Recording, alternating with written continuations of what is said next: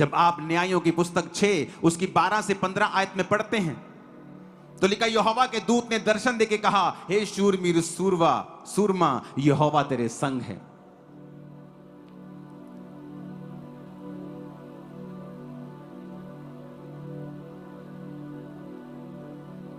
गिदोन ने उससे कहा, हे मेरे प्रभु विनती सुन, यदि यहोवा हमारे संग होता तो हम पर यह विपत्ति क्यों पड़ती।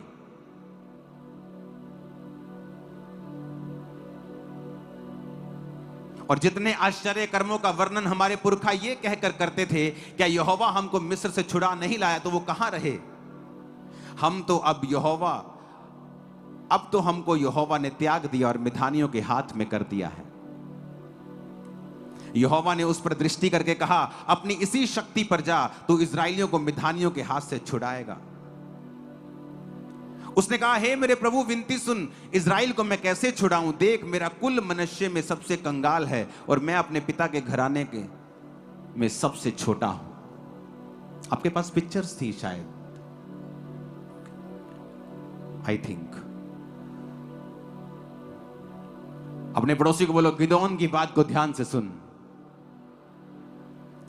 उसने कहा कि मैं अपने पिता के घराने में सबसे छोटा हूं और मेरा कुल मनुष्य में सबसे कंगाल है।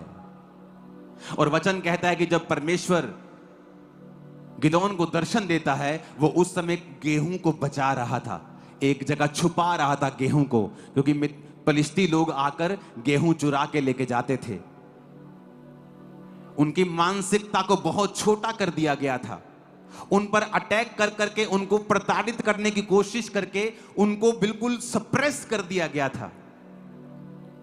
वचन कहता है कि पलिश्ती लोग आकर सारे बीज को उठा के लेके जाते थे कि इजरायली कभी भी फसल हासिल ना कर सकें।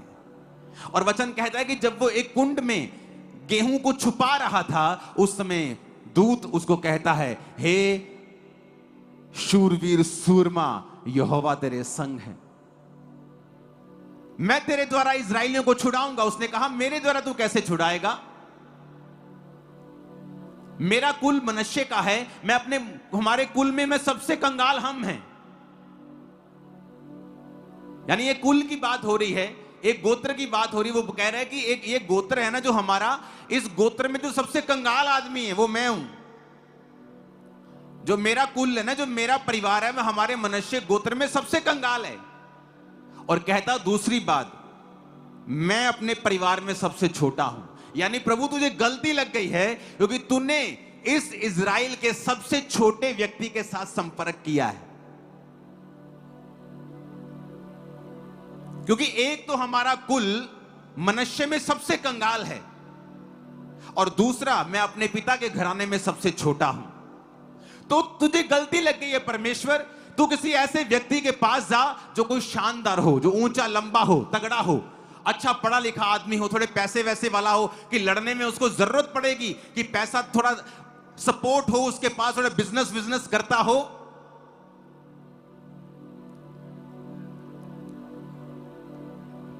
लेकिन परमेश्वर ने कहा, नहीं, क्या तू नहीं जानता, परमेश्वर ने जगत के निर्बलों को चुन लिया, परमेश्वर ने जगत के तुच्छों को चुन लिया, जो कुछ नहीं है उन्हें चुन लिया, ताकि जो कोई अपने आप को कुछ समझते हैं उन्हें लज्जित करे। और वचन कहता है, गिदोन गया, और वो गया और पलिश्तियों को हराया। उसने एक सेना को इकट्ठा किया और पलिश्तियों को हराया। उसके पास इतनी सेना हो गई कि परमेश्वर ने कहा, नहीं, मैं इतनी बड़ी सेना के द्वारा तुझे जीत नहीं दूंगा।